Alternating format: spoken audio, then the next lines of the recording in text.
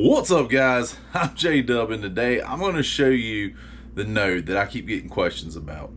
Every day I'm getting an email, someone comes on my Zello channel and asks me, hey, how is your node linked to the internet? Or how is your repeater linked to the internet? How are you doing this? So I'm going to show it to you. Now, there's two things you can do with this node. You can link it to a repeater, or you could have it at your house and just talk RF over Zello. Let's say you like to just use your radios. You don't want to use your phone. Bam, put this node in your basement, talk on RF all day long, no issues. If you don't want the node to like have a lot of range, just put it on a dummy load, and then it'll stay right there around your house. You know, the signal won't go any further than that, but you can still talk back and forth with it. It's a really neat little node. It works really good. I'm going to show it to you. So here's the node. Now, I put it in a rack. You don't have to do this. I built this little rack the other day out of some stuff I had laying around. Some things you are going to need. You're going to need a TYT 9000D or a Redivus 9000D or an Elenco. I forget what it is. Elenco makes a different model. You need the one for whatever frequency you want. That's the other cool thing about this. If you want this for a 220 repeater, bam, buy your 220 radio. If you want it for a 440 or a Gmrs, buy the 440 model or the 70 centimeter model. If you want it for 2 meter, buy a 2 meter one. That's the beauty of this. It's not set for just Gmrs. Amateur radio can use this. Technically, you use it for business band. You can use it for anything if you needed it to get on Zello. I also believe this will work for Echolink, and it will work for All-Star. Now, we haven't tested those thoroughly yet. You have to take that for what it's worth. It should work. It's basically just a sound card, so it should work just fine. I use these Cool Guy coolers. This thing will keep track of what your temperature of your radio is. If your radio starts getting hot, it cuts this fan on. This is a big reason I did the rack. One, to protect the unit, and two, to give me a place to mount a fan that still allowed me access in here to work on stuff. You don't need the mini PC. I like the mini PC because sometimes I used to have this out in my building to get it away from the repeater, get everything away from everything. And this is nice because your screens don't freeze and crack. You can, you know, remote into them. It works pretty simple. This is the brains of the operation right here. This little board. So I'm going to show you this. This is a DB9, runs up, runs into the back of your computer. This is a sound card, $3 sound cards. You get them on Amazon. This is your speaker out and your mic in. This runs down. Your speaker wires and your mic come over here. Now you'll see this other wire right over here. This one, so this wire over here comes out and runs right into the back of that radio that has a DB9 in it. Now, if you buy this radio as the Elenco, this DB9 is already installed. If you buy the TYT or the Redivus version of it, you're gonna have to buy the DB9. Don't worry, the guy that sells these boards, so you can buy these boards right now. They're for sale. I think they're like 60 bucks, $65, something like that. He also makes the plugs that plug right in. If you don't know how to do that, just look up, you know, TYT 9000D plug install on YouTube. You'll find it. And then I've got a fuse panel over here, and it's literally just running my fan. The way my fan was on a fused link. Come down here to a cheap power supply, and my radio and everything runs to it. The radio is fused. Everything on the system is fused. Now we come down here to my power strip. It looks pretty bad. It's all electrical taped on here, but I ran out of zip ties. So this is the wall wart for the board. This is my power supply, and this is the power supply to the computer. All right, so depending on what computer you're using is really going to matter or depend on how your setup looks and what it looks like. But this is my setup. Now, I'm going to let y'all hear it. I'm going to go in. Hopefully G.M.R.S. Nationwide is on here chatting today. We'll see. Now, it doesn't look like anybody's on there just yet. So, I'm going to set this right here. This will be my Zello to my radio. So we're talking over Zello on my phone. It's going to come into the computer. It's going to go through the board out this radio. It's going to wirelessly. Now that's the cool thing about this. You can have this repeater at your house, or have this node at your house with a regular antenna going up on your roof or on a pole, whatever. And the repeater could be 20 miles away. as long as you can hit it. I run mine on low power. You can run it on high power. Doesn't make a difference. If you're on high power, you might want more cooling. Just depends on how active your repeater is. You know, keep in mind the temperature. But you'll be able to run it from your house to that repeater wirelessly. Mine aren't connected in any way. The repeater is just a repeater. There's no internet access to it at all. So I'm going to test it out. Testing 1, 2, 3, 4. All right, so you can hear the feedback I'm getting. You wouldn't get that if, you know, someone else was on here. I don't know.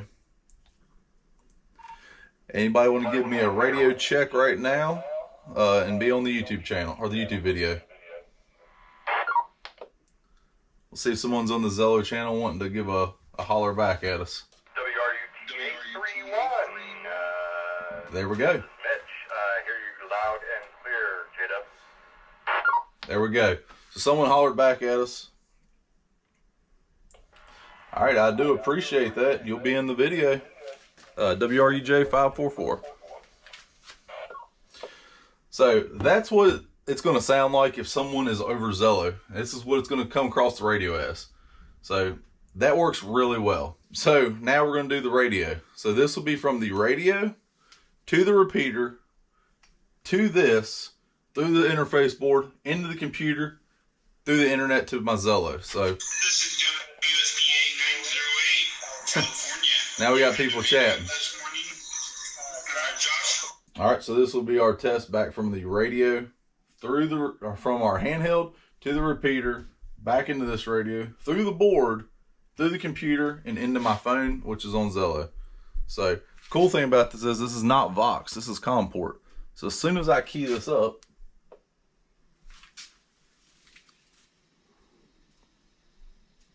I don't know if you noticed that, but there's no Vox set up at all. This is all COM port. So if you look at it, you can see, I'll be quiet for a minute and it'll still keep Zello keyed up.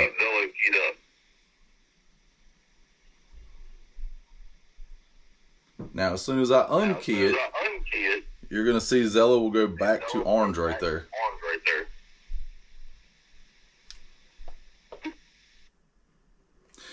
And that is how that'll work over Zello.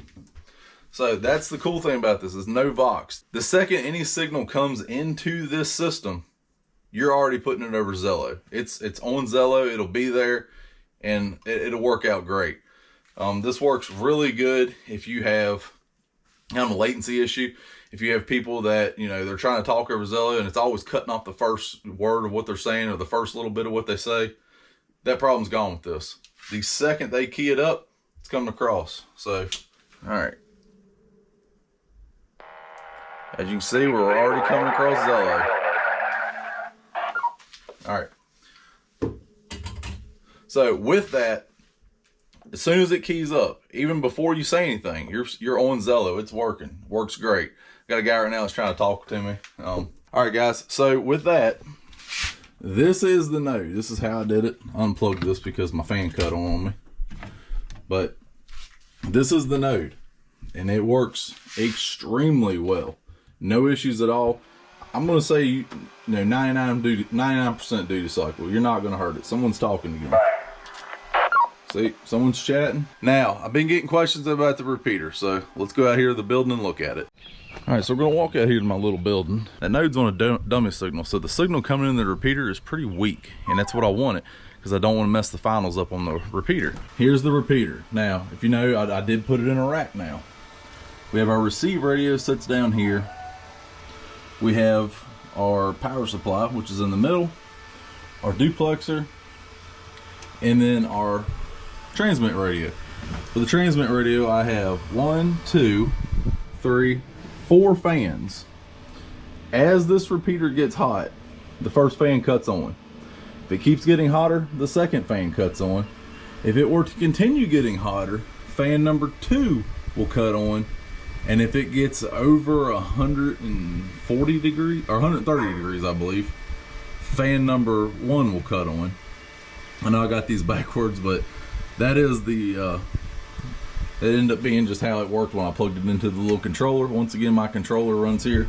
Everything is fused in the back of this one, and this just runs out. I've got it on a piece of LMR 240, runs up here to my building. I keep this in line for a sanity check. I haven't noticed an issue. And then it runs up to a piece of our messium polonium cable and runs out to our antenna. The antenna is about 30 feet in the air. If you don't know, I live on the side of a mountain, so I'm about 1,500 feet above the town anyway. So I'm not above the trees though. So when the leaves come in, you definitely notice it.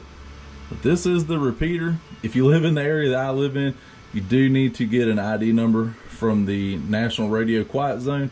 If you don't know what that is, just look into it.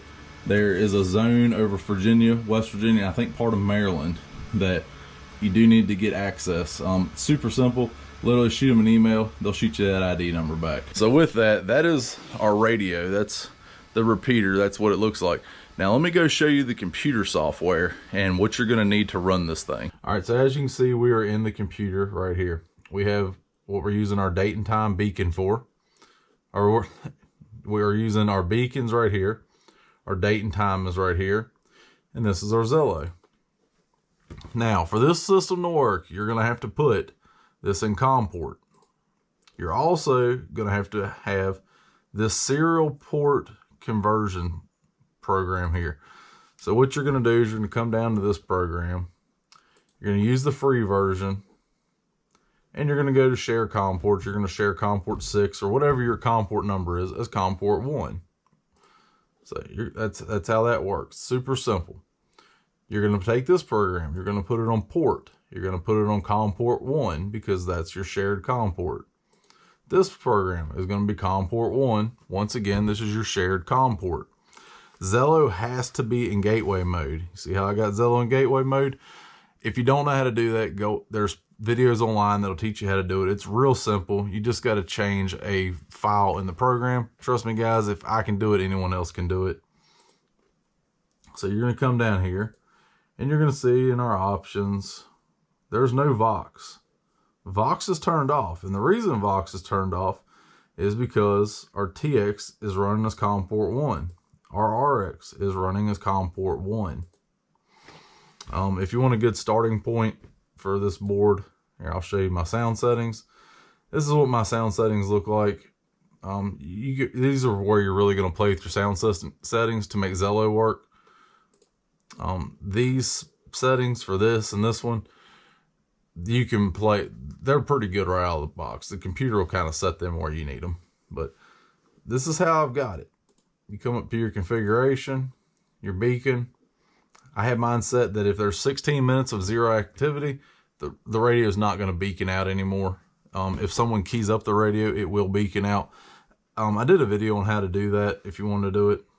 But this is really all you need to make this system work. I am running AnyDesk right now, so that's how I'm accessed in the computer because the computer's in the other room. But this is what it looks like, and this is how it works. Like I said, you're going to have to put Zello in gateway mode, and you're going to have to share these COM ports. Other than that, if I remember right, that's it. You know, I get a question quite often about this. Why would I want my repeater linked to Zello? Well, if you read the FCC rules, if someone's messing up on your repeater, guess who's liable? You. You're liable, and that operator is liable. Or let's say I'm in Florida and my repeater is in Virginia. If someone's raising Cain on my repeater, it comes to here. Whether they're on Zello or whether it is a local person that should not be on my repeater. Okay. I can quickly disconnect my repeater from Florida or from anywhere in the world as long as I had cell service. Real quick and simple. I go on my phone on an app, boop, my repeater cuts off. How did I do that? Real simple. You use if you have the Alexas or anything like that, you just, put in the power supply or the outlet, smart outlets. Works awesome. Cuts it off. Now, if the internet's down and someone's raising Cain on it, that's a little different. I mean, it is what it is. I've got a local buddy that me and him aren't normally out of town together. He monitors it, and you can cut that repeater off with DTMF tones. So that's how he would do it, or he would just drive over to the house and unplug the repeater. So that's another way you could do it. But it's really nice to be able to kind of monitor when you're out of range of the repeater what's going on. So even if you don't want anyone else on Zello, or if you just want to have a private thing like I don't know, you want to talk to your wife who is out of range of the repeater and where you're at doesn't have cell service. Bam, right here. Here's another perfect way to do it. And it'll work great. All right, guys, so if you want to check out that board, I'll link it down below. Buddy of mine builds them. They're a decent price. They're not bad. For what you get, it's a really good board. The thing is bulletproof, but if you've got a repeater that's up on a mountain, that's what this board is for. It is for either a wireless node at your house, or you have a repeater up on a mountain somewhere that has no internet access, being that you would have to plug it into something. This isn't for the, hey, I've got a repeater that's 10 foot from me that I can hook up access to. That's not what this is for. There's another board we're gonna be building that'll work with that should interface with most repeaters, not all, can't say all, but should interface with most of them. That's what that board's for. So if you have a repeater site that has internet access and you can use the internet, that's the other thing. You need to get permission to use their internet. Then you need a different board. But if you have a repeater that is up on the mountain and you want to internet access, you want to link them together, you want to do something that requires the internet, but you can't get access up on the mountain, it's going to cost too much, build this node. I'll list it right here. I think the TYT is about 130. The board, I think, is 60, 65. Miscellaneous cables, let's call that $10. And the power supply, I think they're 30 bucks on Amazon. And what else we got? Oh, a little computer. That little mini PC, I think, is $75 on Amazon. They're pretty cheap. Runs Windows 11. This board has worked with Windows 11 and Windows 10. Haven't tested anything else, but it does work with those two. You have to use the TYT or the Alinco or the Redivus. You have to use those models. You can't, it's got to have that plug-in in the back of it. Not all of them have that, so keep that in mind. You've got to use that radio. I'll try to put the link in there to this exact board, so when you click on it, bam, it'll be right there. He's got setup videos showing you how to set everything up. This is a 1,000-foot view at this thing, showing you how it works and how to use it. But I wanted to get it out there to show you what the capabilities of this board is and how it can work for you. And so far, this thing has been great, 100% bulletproof. Haven't been able to hurt it, had zero issues with it, and it works awesome.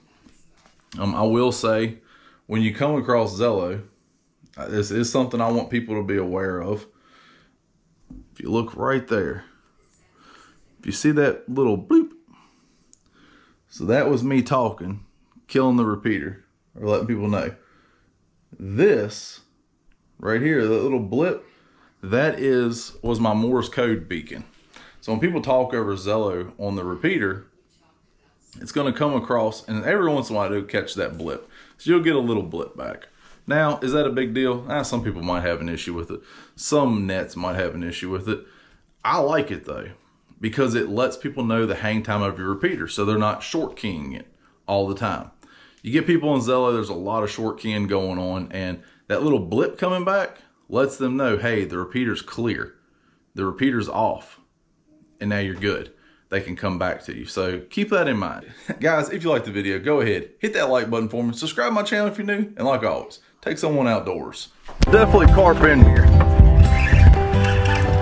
Got it. Woo! It's an impressive fish. As you can see, hooked him on a worm, Texas rig right in his mouth, literally right up in the shallows. So maybe this pack bait ain't the way to do it.